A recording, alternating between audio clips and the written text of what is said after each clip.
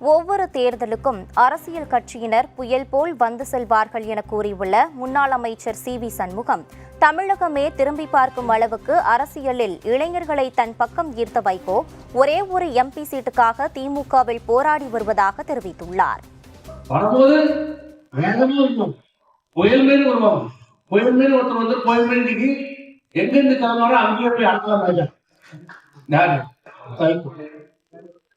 எப்படி இருக்கு ஸ்கூல் படிக்கும்போது அப்படி மிலிட்ரி மேல் வந்தாங்க குருவன் தமிழ்நாடே வந்து விடுதலை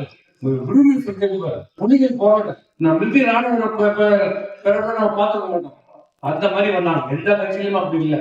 அந்த அளவுக்கு இளைஞர்கள் அப்படி இருந்தாங்க. இளைஞர்கள் அங்க போயிட்டாங்க, இங்க போயிட்டாங்க. அது ஒட்டுமொத்த இளைஞர்கள் இருந்தா அன்னைக்கு நான் ஒரு நிலைமை ஊத நேரத்துல சங்கூர் நேரத்துக்கே போயிட்டார். அவர் நிலைமை என்ன? நீங்க ஒரு எம்பிக்கு